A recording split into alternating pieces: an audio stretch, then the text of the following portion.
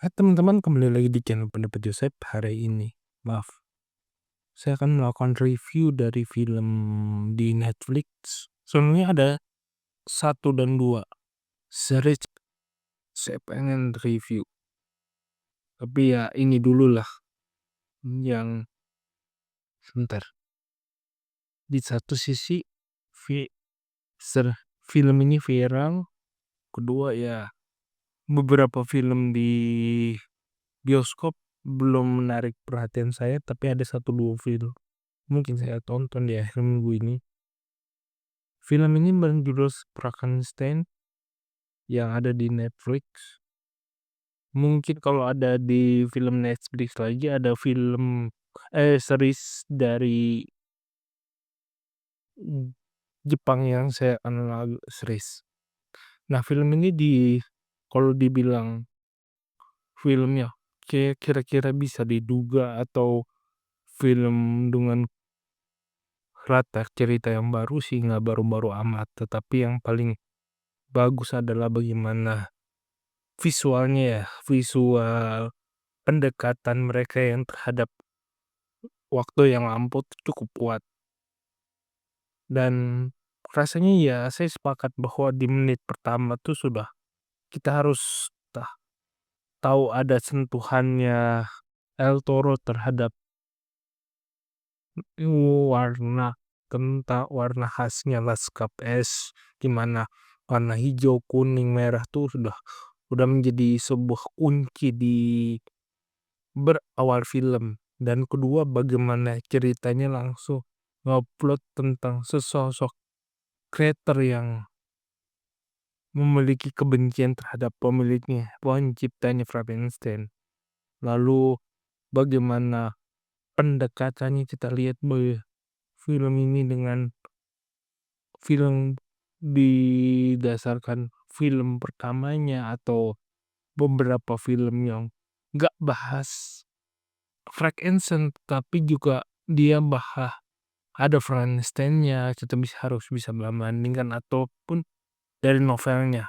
Meskipun ada pendekatan berbeda antara novel dan film, tetapi ya kita harus melihatnya di sana bagaimana tentang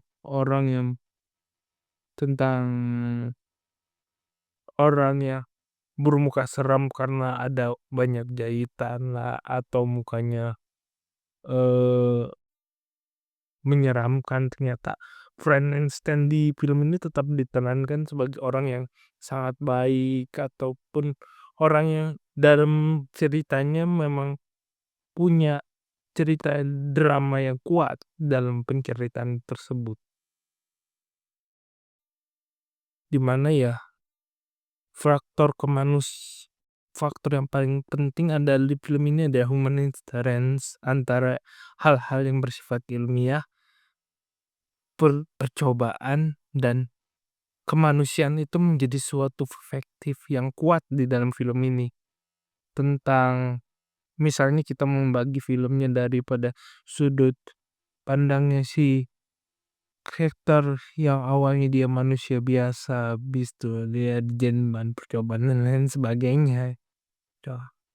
Dan dan perspektif ganda pun akan muncul di film ini, di mana di sudut di su di sudut lagi di beberapa momen ada yang memberikan kesan bahwa Victor itu sebenarnya ada sisi baiknya, tapi di sisi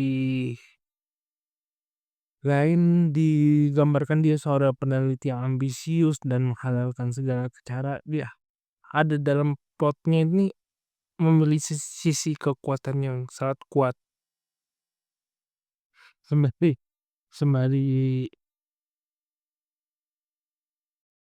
saya mengingat tulisan saya, karena kalau kita belajar menonton filmnya kita harus melihat kembali bahwa di beberapa menit selanjutnya Victor adalah seorang dokter, peneliti yang ambisius atau dokter yang ambisius, dan dia mendapatkan karakter yang sejalan dengan dia, tetapi karakter adalah orang yang manusia biasa, sedangkan Victor adalah orang yang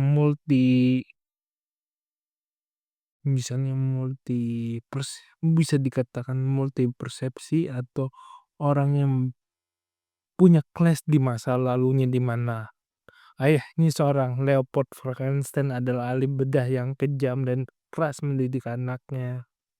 Hal itu yang membuat karakter si Frankenstein yang menjadi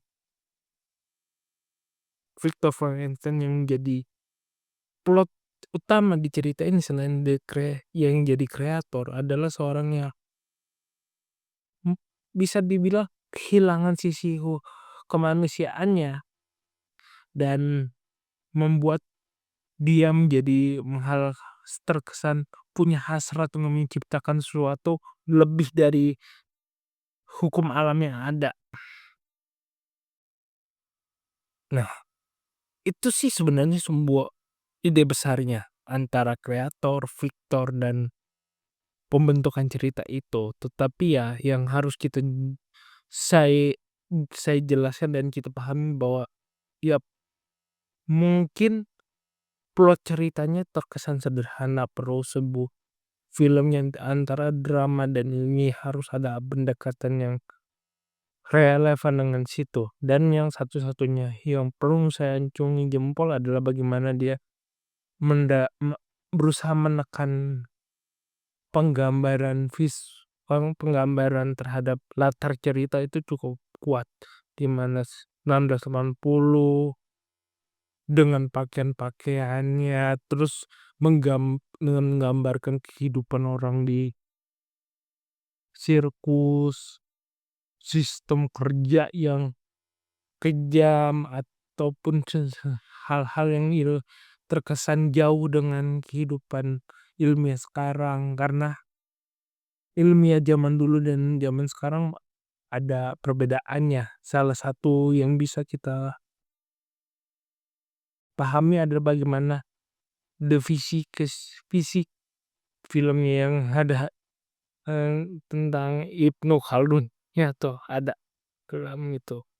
Tetapi ya film ini ya punya kekuatan dari sisi visual dan estetikanya untuk menggambarkan tahun masa lampau ataupun dia tentang dialog yang dalam ya sebuah pesona yang kuat dalam film ini hingga menontonnya sih memberikan kesan yang kuat meskipun ya ada beberapa satu dan dua lain hal yang menurutku warna-warnanya lebih mengesankan film-filmnya Bajak Laut sih. Meskipun itu ya tidak mengurangi sisi nikmatnya menonton dan kalau dibilang menilai 1 sampai 10 ya saya memberikan nilai 8,3, sebuah nilai yang besar dan kepuasannya ya puas banget menontonnya. Jadi sekian dari saya, kurang lebih mohon maaf. Jika suka silahkan like video ini, subscribe pendapat Joseph. Jika ada kritik saran untuk komentar, jika ada keinginan berinvestasi, silakan klik link di deskripsi akhir kata. Sampai jumpa di video selanjutnya. Terima kasih.